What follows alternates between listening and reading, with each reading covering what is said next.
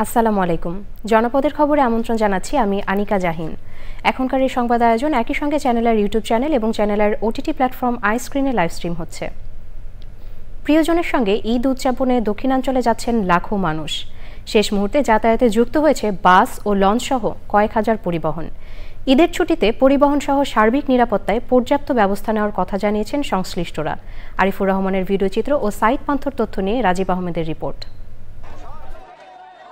গত বছরের চেয়ে এবার ঈদে দক্ষিণাঞ্চলমুখী যাত্রী বেড়েছে কয়েক লাখ।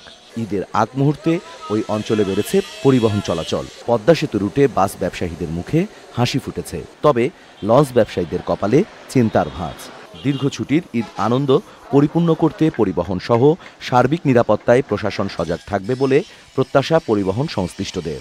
মানুষ যাতে নিরাপত্তায় বাড়ি ফিরতে পারে সে ব্যাপারে আমাদের সর্বোচ্চ চেষ্টা থাকবে। সকলেই চাই যাতে সবাই পরিবার পরিজন আত্মীয় স্বজনকে নিয়ে একটা ঈদ ভালো ঈদ করতে পারে। ট্রেন টিকিটের কোনো অ্যাকচুয়ালি আমাদের এই মুহূর্তে কোনো চাপ নেই, যাওয়ারটাই নেই, আসারটাও নেই।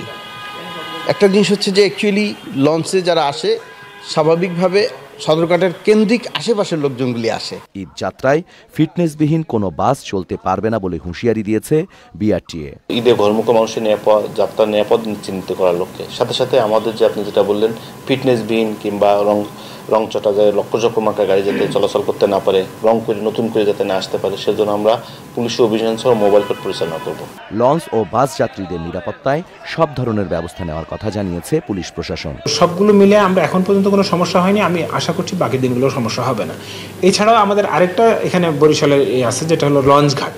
সেই লঞ্চ ঘাটেও আমরা কিন্তু সিকিউর করার জন্য সমস্ত ব্যবস্থা করেছি। ওইখানে এখন আমাদের ডিবি টিম কাজ করছে, আমাদের ওইখানে ট্রাফিকও দিয়ে দিয়েছে যাতে যানজট না হয়। সড়ক ও নৌপথে নিরাপদে গন্তব্যে পৌঁছানোর আশা করছেন যাত্রীরা। Rajib Ahmed, channel I. চাঁদপুরে পবিত্র ঈদে ঘরমুখ যাত্রীদের সেবা নিশ্চিত করতে কাজ করছে জেলা প্রশাসন সহ সংশ্লিষ্ট অন্যান্য বিভাগ। ইতোমধ্যে জেলা প্রশাসনের 2 জন নির্বাহী ম্যাজিস্ট্রেট সার্বক্ষণিক রাখার ব্যবস্থা করা হয়েছে। এছাড়াও কোস্টগার্ড, নৌ পুলিশ ক্যাম্প ও প্রাথমিক চিকিৎসা সেবা সহ বিভিন্ন সেবামূলক ব্যবস্থা গ্রহণ করা হয়েছে। এসব কাজের তদারকি করতে চাঁদপুর লঞ্চঘাট আকস্মিক পরিদর্শনে যান চাঁদপুরের জেলা প্রশাসক মোহাম্মদ মহসিন উদ্দিন। এ সময় তিনি পুরো লঞ্চঘাট ঘুরে দেখেন এবং যাত্রী সাধারণের সাথে কথা বলেন।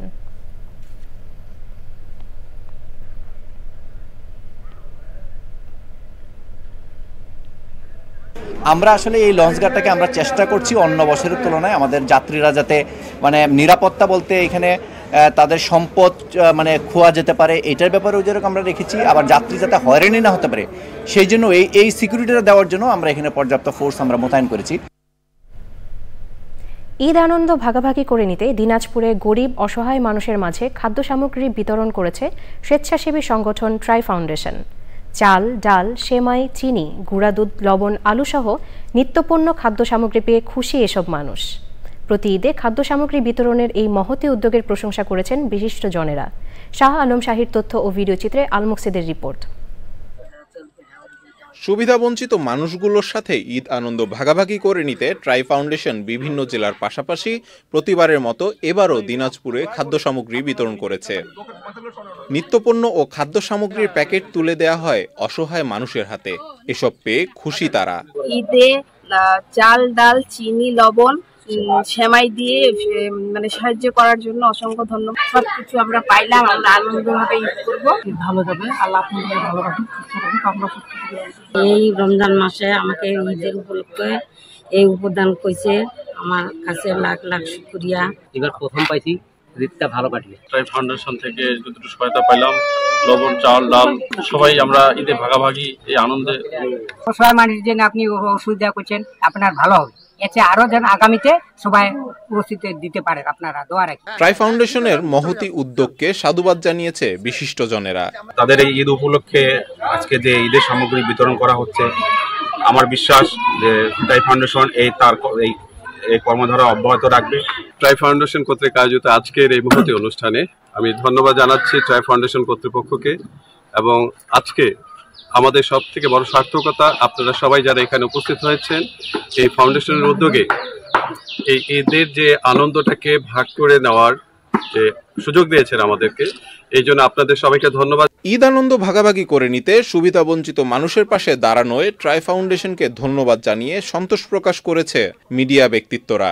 যে বর্তমান পরিবর্তিত সময়ে যে অবস্থা আমরা বিরাজ করছি, এই সময়টা অবশ্যই আমাদের জন্য ক্রান্তিকাল। এই সময়ের মধ্যে আমরা চাইবো যে ট্রাই ফাউন্ডেশনের পক্ষ থেকে যারা আপনাদের পাশে দাঁড়িয়েছে তাদের জন্য আপনারা দোয়া করবেন, যেন আগামীতে যেন আপনাদের পাশে আরো বেশি বেশি করে তারা তাদের সাহায্য সহযোগিতা নিয়ে দাঁড়াতে পারে। ভবিষ্যতেও নানাভাবে সহায়তা কার্যক্রম নিয়ে সমাজের সুবিধাবঞ্চিত মানুষের পাশে থাকার কথা জানিয়েছে ট্রাই ফাউন্ডেশন। মানুষ মানুষের জন্য সামনে পবিত্র ঈদ উল ফিতর, আমাদের ট্রাই ফাউন্ডেশনের পক্ষ থেকে আমরা এসেছি ঈদের আনন্দকে ভাগাভাগি করতে। আমাদের ছোট্ট সহায়তা আপনাদেরকে হয়তো ঈদের আনন্দকে বাড়িয়ে দেবে, তার চেয়ে বেশি আমরা বেশি আনন্দিত হব যে আমরা একে অপরের পাশে দাঁড়াতে পেরেছি। দিনাজপুর শহরের চাউলিয়াপট্টির স্বাস্থ্য প্রকৌশল অধিদপ্তরের স্টাফ কোয়ার্টার মাঠে 2 শতাধিক মানুষের মাঝে ট্রাই ফাউন্ডেশনের এই খাদ্য সামগ্রী বিতরণ করা হয়। আল মুকসিদ, চ্যানেল আই। এবারে সারা দেশের খবর নিয়ে প্রতিনিধিদের পাঠানো তথ্য ও ভিডিও চিত্রে রাজীব আহমেদের রিপোর্ট। লক্ষ্মীপুরে জুলাই গণ অভ্যুত্থানে শহীদ পরিবার ও আহতদের আর্থিক সহায়তার চেক এবং সঞ্চয়পত্র বিতরণ করেছে জেলা প্রশাসন। পার্বত্য চট্টগ্রাম মন্ত্রণালয়ে বরাদ্দ দেওয়ার ক্ষেত্রে বৈষম্যের প্রতিবাদে রাঙামাটিতে বিক্ষোভ সমাবেশ ও পার্বত্য উপদেষ্টা সুপ্রদীপ চাকমার কুশপুত্তলিকা দাহ করেছে সচেতন ছাত্র জনতা নামে একটি সংগঠন। কর্মসূচিতে অংশ নেয় বৈষম্য শিকার বাঙালি ও পাহাড়ি জনগোষ্ঠী। ঘের দখল, লুটপাট, মারধর ও সন্ত্রাসী কর্মকাণ্ডের অভিযোগ এনে বাগেরহাটের মংলা সুন্দরবন ইউনিয়ন বিএনপির সভাপতি জিয়া শেখের বিরুদ্ধে বিক্ষোভ ও মানববন্ধন করেছে এলাকার বিএনপির কর্মী সমর্থকরা। বাগেরহাটের মোরেলগঞ্জে 3000 সুবিধাবঞ্চিত মানুষকে ঈদ বস্ত্র বিতরণ করেছে কেন্দ্রীয় তাঁতি দলের সিনিয়র যুগ্ম আহ্বায়ক ডক্টর কাজী মনিরুজ্জামান মনির। বরিশাল সিটি কর্পোরেশনের 22 নং ওয়ার্ডে জনগুরুত্বপূর্ণ রমজান আলী সড়কে প্রতিবন্ধকতা সৃষ্টিকারী দখলদারদের বিরুদ্ধে মানববন্ধন ও বিক্ষোভ করেছে ভুক্তভোগী জনগণ। ফরিদপুরের ভাঙ্গা উপজেলার ঘরুয়া ইউনিয়নের হিরালদি গ্রামে হয়রানিমূলক মামলা থেকে মুক্তির দাবিতে মানববন্ধন করেছেন গ্রামবাসী। কুষ্টিয়ার মিরপুরে এতিম শিশুদের খাদ্য সামগ্রী বিতরণ করেছে ছাত্রদল। জেলা ছাত্রদলের সদস্য সচিব খন্দকার তাসলিম উদ্দিন নিশাত সহ ছাত্রদলের বিভিন্ন পর্যায়ের নেতাকর্মীরা এতে অংশ নেন। ময়মনসিংহে প্রতিবন্ধী আত্ম উন্নয়ন সংস্থার উদ্যোগে প্রতিবন্ধীদের ঈদ সামগ্রী বিতরণ করা হয়েছে। নরসিংদীর মনোহরতীতে বিএনপির চেয়ারপারসন বেগম খালেদা জিয়ার রোগ মুক্তি কামনায় আলোচনা সভা ও দোয়ার আয়োজন করেছে উপজেলা ও পৌর যুবদল। নরসিংদীতে 2000-এরও বেশি নিম্ন আয়ের মানুষকে ঈদ উপহার বিতরণ করেছে জেলা chamber of commerce and industries. নোয়াখালীর সোনাইমুড়িতে সুবিধাবঞ্চিত মানুষকে ঈদ উপহার সামগ্রী বিতরণ করেছে বিশিষ্ট শহীদ রুহুল আমিন ফাউন্ডেশনের চেয়ারম্যান আতাউর রহমান জুয়েল। প্রধান অতিথি ছিলেন চন্দ্রগঞ্জ কাফিল উদ্দিন ডিগ্রি কলেজের অধ্যক্ষ প্রফেসর মুস্তাফিজুর রহমান। যশোরের ঝিকরগাছায় ভূমিহীন ও অসহায় মানুষের মাঝে ঈদ উপহার বিতরণ করা হয়েছে। অনুষ্ঠানে প্রধান অতিথি ছিলেন উপজেলা নির্বাহী অফিসার ভূপালী সরকার। অনুষ্ঠানে 101 জন ভূমিহীন ও অসহায় মানুষের মাঝে ঈদ উপহার বিতরণ করা হয়। Rajib Ahmed, channel I.